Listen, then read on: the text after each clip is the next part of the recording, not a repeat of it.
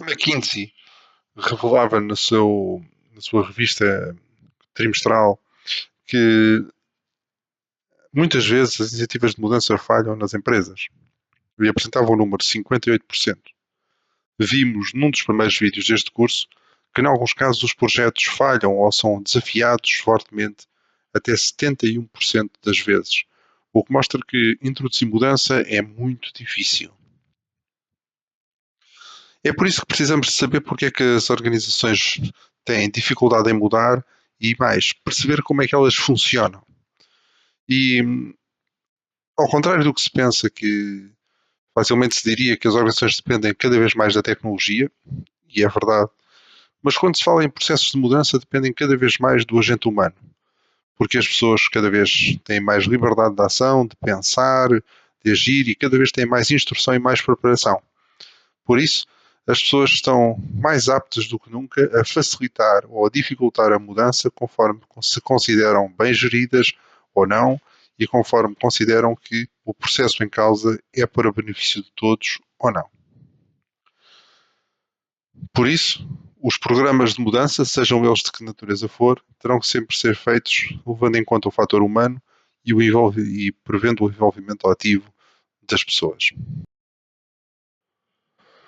O modelo Cnefin oferece-nos uma forma de olhar sobre as organizações, sobre as iniciativas de mudança que vamos aplicar, procurando compreender a sua complexidade e a forma como o fator humano também vai reagir à mudança que se vai introduzir. Foi desenvolvido pelo Dr. David Snowden, da Cognitive Edge, e a palavra Cnefin, ou Cnevin, é uma palavra galesa, e pretende traduzir o local a que pertencemos, ou seja, o sítio onde nós estamos e que é o resultado da combinação de um conjunto de experiências passadas e de interações entre os eixos cultural, religioso, geográfico, tribal, social e económico, enfim, o que nós somos na nossa essência e que é muito mais complexo do que às vezes parece traduzir-se pelos modelos normais. O modelo Cnefin tem 4 quadrantes. O primeiro é das coisas simples, das coisas óbvias. E neste caso, é o caso em que nós compreendemos aquilo que está a ser tratado. Reparem aqui o sense. Categorizamos e depois respondemos. Um exemplo, nós queremos fazer um bolo. Queremos fazer um bolo de maçã. Vamos ao nosso livrinho de receitas, ou vamos à internet, e sabemos que para fazer um bolo de maçã precisamos de um conjunto de ingredientes, seguimos uma série de passos e no fim temos um bolo de maçã. É uma coisa simples e óbvia, em que a causa e efeito são facilmente previsíveis. Depois temos os casos em que é complicado. E que casos são estes? Bem, este é o caso em que, em vez de usarmos uma receita de bolo que temos no nosso livrinho, vamos mesmo à internet, à descoberta. E não temos um site de referência no qual vamos buscar a receita.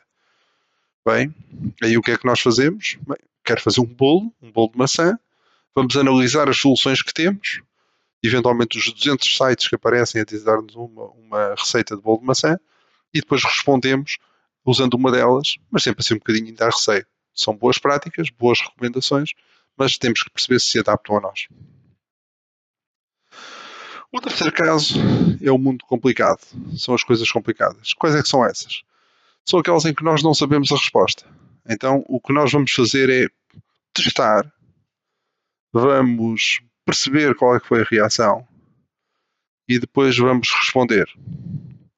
Isso acontece facilmente quando estamos a fazer um projeto numa área na qual nós não sabemos exatamente qual é a solução. Sabemos qual é o benefício que queremos gerar, por exemplo, mais utilizadores no nosso site, mas não sabemos qual é a melhor forma de desenhar esse site para que tenhamos mais utilizadores. Então o que é que vamos fazer?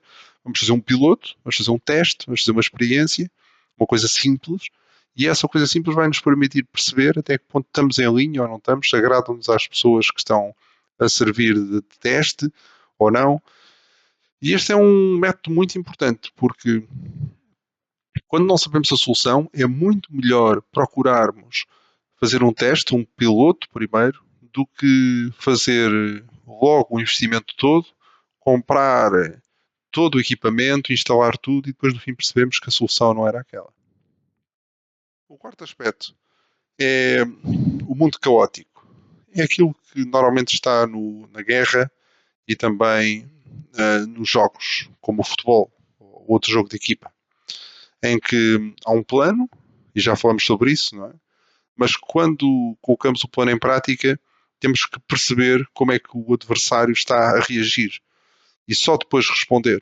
Portanto, tudo aquilo que planeamos fazer está sempre condicionado àquilo que o outro faz. Isso é um caos porque a causa e o efeito estão dependentes de um terceiro elemento que é o adversário que está em campo connosco.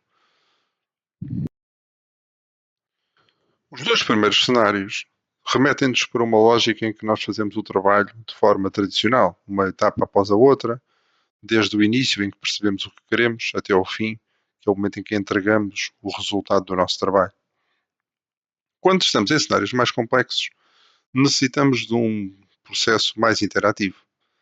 Isso significa que as coisas são preparadas e entram num ciclo, veremos já a seguir de uma forma mais detalhada, e que todos os 15 dias, ou cada mês, temos a oportunidade de alterar aquilo que está a ser feito, porque o mundo mudou e os requisitos também mudaram.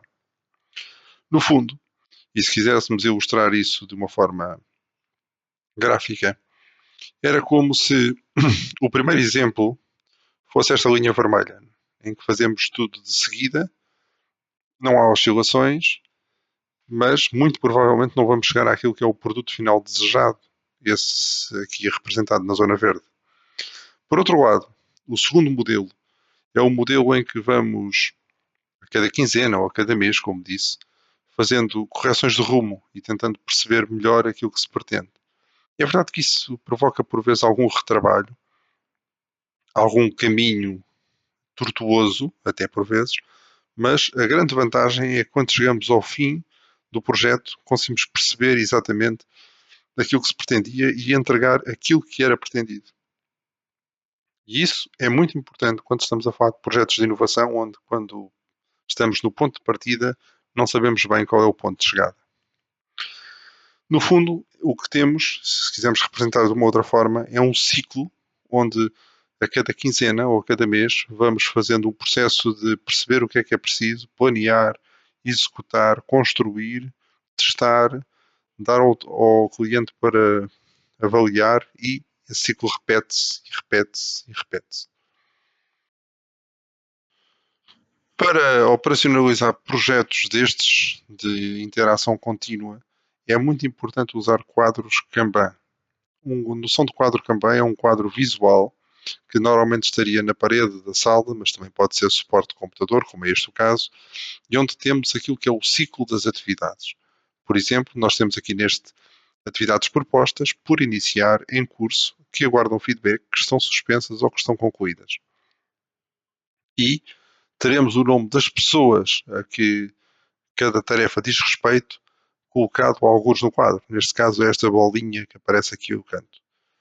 Já vos vamos mostrar a seguir, na aula presencial, como criar um quadro destes e como é que ele pode ajudar-nos na atividade que estamos a fazer no curso. Por último, algo também chave para o curso de hoje, que é o Design Thinking. Quando nós estamos a fazer uma coisa que não sabemos qual é a solução e, portanto, estamos em inovação, devemos dar 4 passos-chave. O primeiro é este. Divergirmos no sentido de procurarmos quais é que são os problemas que estão a afetar efetivamente a performance.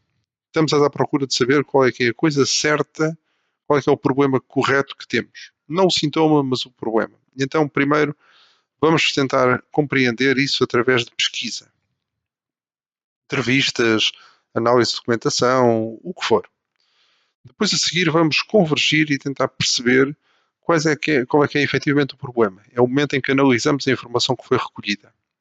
A partir do momento em que sabemos exatamente qual é o problema, vamos começar numa fase de ideação e tentar perceber quais é que são possíveis soluções para aquele problema que claramente foi identificado. Por último, novamente a convergência, no momento em que nós fazemos testes, lá está, os testes do piloto, para garantirmos que aquilo que criamos como ideias, como soluções piloto, são efetivamente a solução que nos interessa para depois desenvolver mais à frente a partir do ponto B. Muito obrigado por ter assistido ao vídeo. Caso tenha ficado com dúvidas ou queira dar feedback sobre este vídeo, siga os passos descritos no slide. Obrigado.